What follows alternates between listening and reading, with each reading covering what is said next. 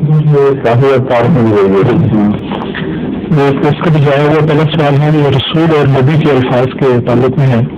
وہ کہتے ہیں کہ کلمہ طیبہ لا الہ الا اللہ محمد رسول اللہ میں حضرت صلی اللہ علیہ وسلم کے لیے رسول اللہ کے الفاظ آئے ہیں اور آپ کی بلند ترین منصب کے بیان کے لیے دوسری جگہ قرآن مجید میں خاتم النبیین کے الفاظ استعمال ہوئے ہیں. جی درست ہے. ان دونوں الفاظ کے فرق میں استعمال میں کیا بارہا ذکر کر چکا ہوں کہ ہر رسول نبی ہوتا ہے، ہر نبی رسول ہوتا ہے.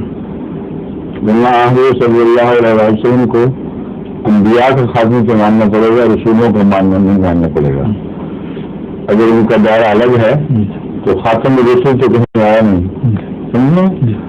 اور بھی بہت سے دلائل میں قرآن کریم سے ہر رسول نبی، ہر نبی رسول، لیکن رسول اس حیثیت سے کہ وہ خدا کا کوئی پیغام پہنچاتا ہے، نبی اس حیثیت سے کہ وہ غیب کی خبریں اور بعض دفعہ آئندہ کی خبریں جو انذار اور تبشیر پر مشتمل ہوتی ہیں دیتا ہے.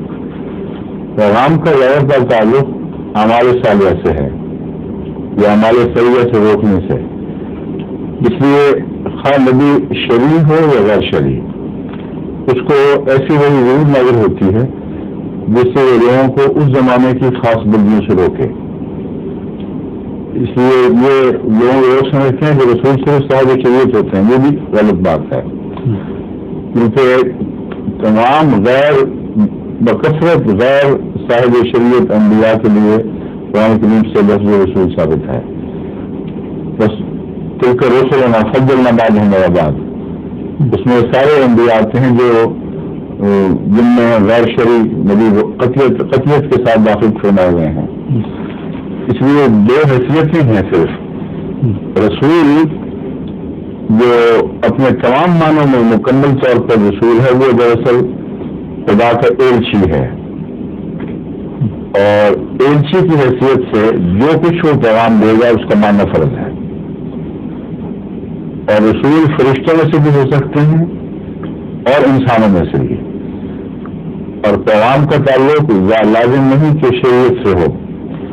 بعض خدا کے فیصلے بتائے جاتے ہیں اور وہ رسول کے ذریعے پہنچائے جاتے ہیں.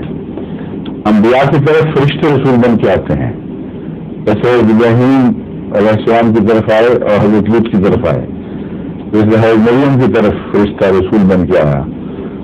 تو یہ مختلف حیثیتیں ہیں رسول لفظ کی، جہاں سب کی سب میں کوئی معین پیغام پہنچانا داخل ہے مضمون میں، اور اس پیغام کے ساتھ بعض دفعہ آئندہ کی پیغامیں بھی بیچ میں مدغم ہوتی ہیں یا منسلک ہوتی ہیں.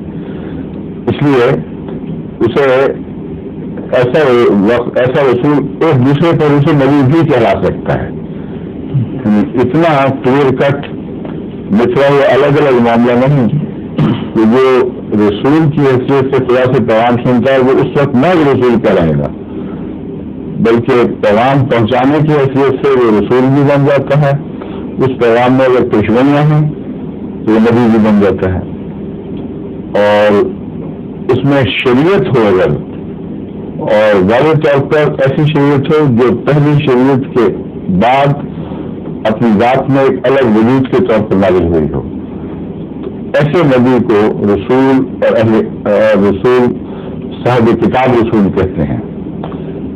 لیکن کتاب کا لفظ بھی پھر آگے ایسے انبیاء کے متعلق بھی آ جاتا ہے جن کو شریعت میں ملی. حضرت عیسیٰ علیہ السلام کے لیے لفظ کتاب ملتا ہے، یہ ملتا کہ نہیں؟ ہاں پہلے طور پر. تو پھر الکتاب کا محاورہ بھی غور طلب ہے. الکتاب اول معنی میں تو شریعت کی کتاب کے اوپر چشمہ ہوتا ہے، مگر بعض دفعہ خدا تعالیٰ کی طرف سے ایسے صحیفے ملیں یا ایسے پیغام ملیں جو غیر معمولی نوعیت کے ہوں اور شریعت نہ بھی تبدیل ہو، تب بھی اس کی طرف کتاب کی طرف کتاب کے لفظ سے اس کی طرف اشارہ ملتا ہے. لیکن اس میں ابھی میں سمجھتا ہوں کہ یہ معاملہ تحقیق طلب ہے مزید، کیونکہ حضرت عیسیٰ علیہ السلام کے متعلق جو کتاب کا ہے ذکر بعید نہیں کہ وہ پہلی کتاب ہی کی طرف اشارہ ہے جو حضرت عیسیٰ کو بھی ملی تھی اور انجیل بھی ملی. جہاں کتاب کا ذکر ملتا ہے وہاں میرا خیال ہے کہ کتاب اور انجیل الگ الگ الفاظ آئے ہیں اور حکمت کا ذکر بھی آیا ہے. تو اس وجہ سے الکتاب کا معنی اگر شریعت ہی لیں، شریعت والی کتاب، تب بھی وہ شریعت والی کتاب دوسرے انبیاء ورثے میں پاتے ہیں، براہ راست اللہ سے نہیں پاتے. ایسی صورت میں اس محدود دائرے میں وہ صاحب کتاب کہلا سکتے ہیں، مگر کتاب جس پر نازل ہو وہ صاحب شریعت ہوتا ہے، جو ورثے میں پائے وہ صاحب شریعت نہیں ہوتا. ٹھیک ہے. ظہور مہدی آخر زمان